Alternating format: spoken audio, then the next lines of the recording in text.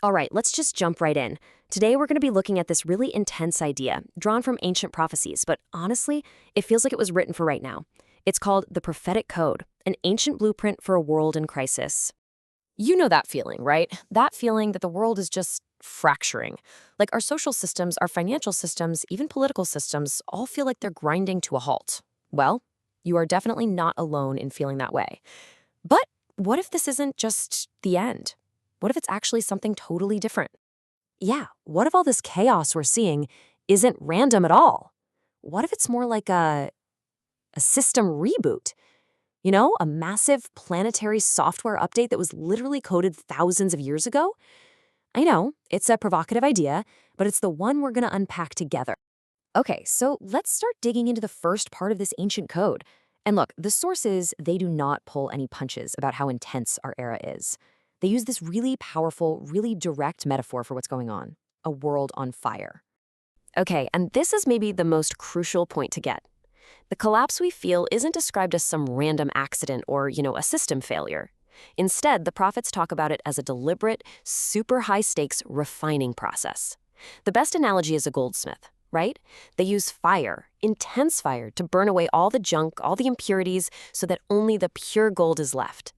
Yeah, it's a painful process for sure, but it has a very specific transformative goal. And here's where it gets really fascinating. This ancient blueprint, it doesn't just lay out events. It puts a choice, a really profound choice, in front of every single one of us living right now. It's basically a choice between two fundamental ways to respond to a crisis. And the sources call this the Noah-Moses choice. So let's break that down. You've got two paths. Path one is the path of Noah. The world is facing total destruction, right? He's told, build an ark, save your family, get on board, and shut the door. It's all about self-preservation. It's a private miracle designed for survival. But then you have the path of the great prophet Moses. And his approach is completely different. His goal isn't to build an ark. It's to build a covenant, a bridge for everyone. It's not about a private miracle. It's about a public transformation, collective salvation, not individual escape. And this really shows you that choice so clearly. On one side, there's the revered prophet Moses, his destiny completely intertwined with his people. And on the other side, you have this image of a world on fire, the crisis itself. So the question becomes really simple. Do you build walls and insulate yourself? Or do you stand with everyone else and try to transform the crisis from within? This quote right here says it all. It gets to the absolute heart of the Moses path. Think about it. His people faltered, and he's basically offered a deal to become Noah 2.0, to start all over just with him. And he says no. He basically says, if you won't forgive them, then just blot me out of your book too. If they don't make it, I don't want to either. I mean, wow. That right there is the definition of choosing collective responsibility over personal survival. Okay, so we've got this choice, personal survival or collective responsibility. But what are the actual stakes here? If this really is a refining process, what does that actually mean? Well, the prophets who wrote this down, they didn't just speak in poetry and metaphors. They gave some shockingly specific data about this global test. And for this, we have to turn with immense respect to the prophet Zechariah.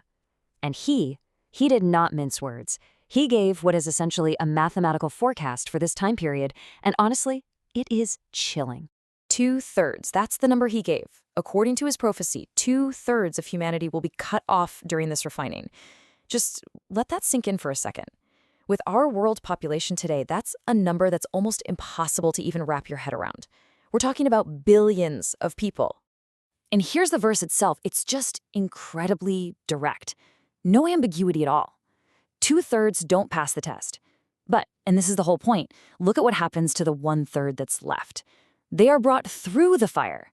See, the goal isn't just to survive it. It's to be purified by it, to be refined like silver, with every last impurity burned away. Okay, so the natural question is why? Why such a brutal, intense, global ordeal? What's the point of all this? For that answer, we have to look to another great prophet, Daniel. And you can see the source material is so detailed here. If Zechariah gave us the what and the how many, Daniel is the one who gives us the why. He's the one who decodes the entire purpose of this refining. So Daniel's vision breaks down into a few key points. First, he confirms it. Many are going to be purified, made white, and refined.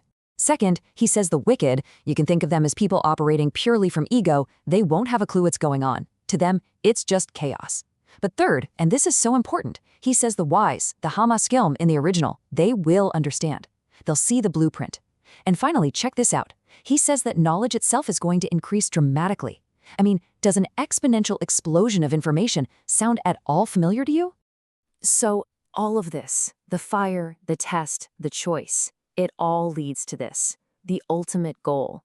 And it's not destruction, it's reconstruction.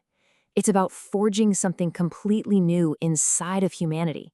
So let's just put a clear definition on this. The Great Refining, based on these texts, is this global event. And its job isn't to destroy, but to burn away everything that's fake. The ego, the lies, all the systems we've built on greed, all of it. And the goal is to prepare humanity for a totally new way of being. And another of the great prophets, Ezekiel, he gives us this incredible visual for it. He talks about replacing a heart of stone with a heart of flesh. He's basically saying the real upgrade isn't external, it's internal. It's like a kind of spiritual heart surgery, a complete shift away from being rigid and closed off to being alive and connected and empathetic.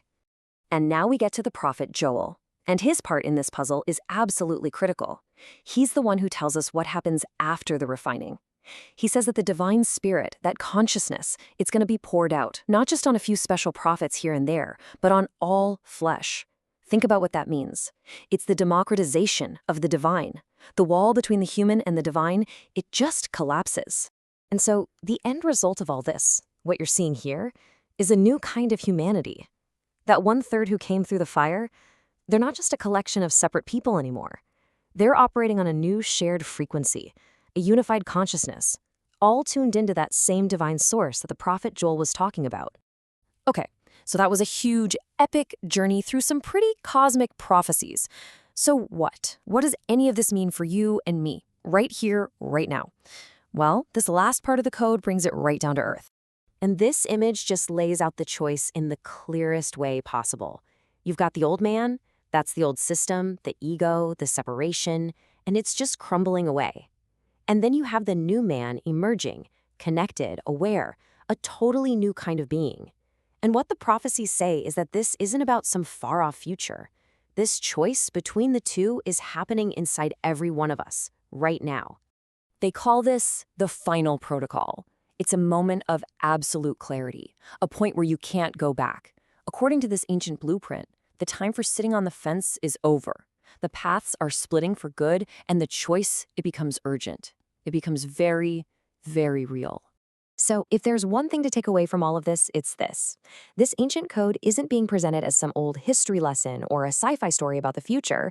It's presented as a real-time map for right now. The claim is that we are all standing at that exact crossroads at this very moment. And the choice, it's not some abstract philosophical thing anymore. And that brings us right back to where we started, to that fundamental question, the Noah Moses choice. So, faced with a world that feels like it's on fire, with systems collapsing all around you, what's your protocol? Are you going to build an ark, just for you and yours? Or are you going to be like Moses and try to build a bridge for everyone, even if it means you have to walk through that fire right alongside them? The prophetic code just lays out the options. The choice, well, that's all on you.